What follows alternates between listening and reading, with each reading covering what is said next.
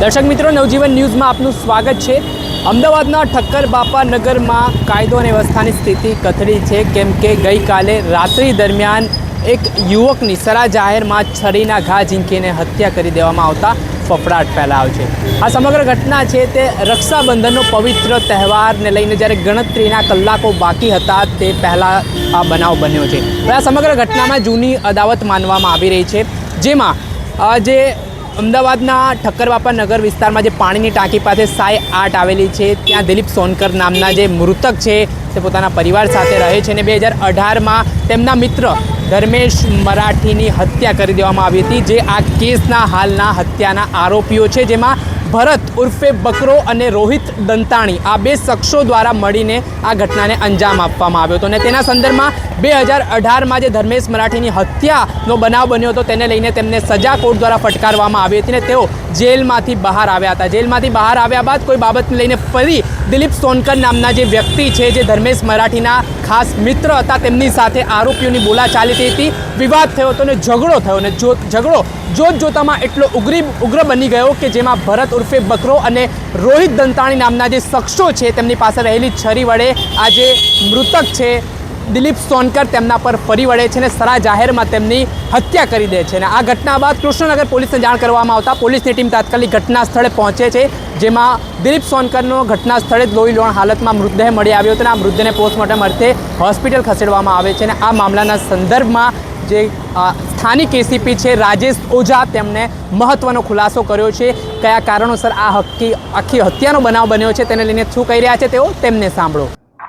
ગઈકાલ તારીખ 27/8/2026ના રાત્રિના 9 વાગ્યાની આસપાસ કૃષ્ણનગર પોલીસ સ્ટેશનના ઠક્કરનગર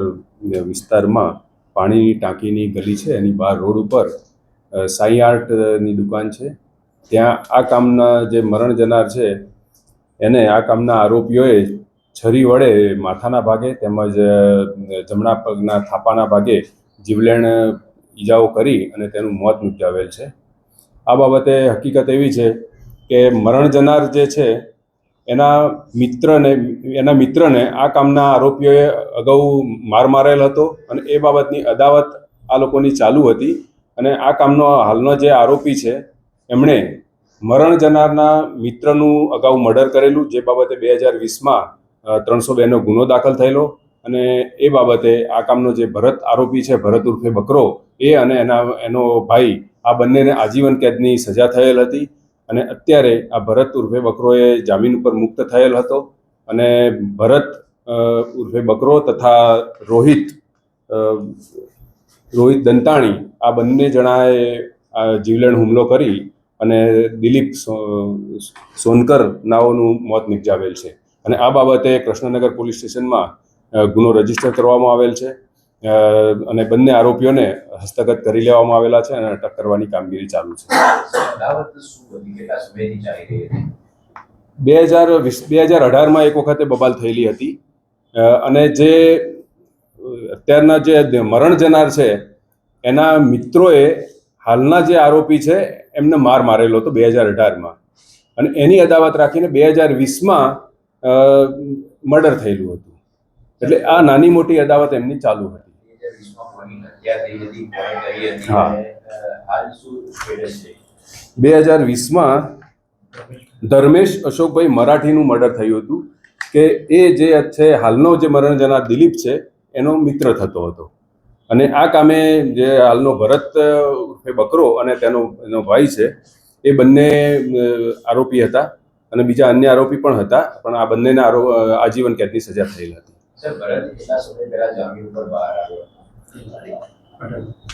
આ ભરત ઉર્ફે બકરો જે છે એ 18 તારીખે જામીન ઉપર મુક્ત થયેલો છે। આરોપીઓના જે ભરત ઉર્ફે બકરો કાંતિભાઈ ચુનારા છે એના વિરુદ્ધ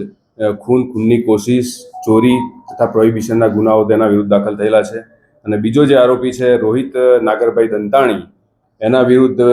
શરીર સંબંધી ગુના છે, ચેઇન સ્નેચિંગ છે અને એના વિરુદ્ધ પાસા પણ થયેલી છે।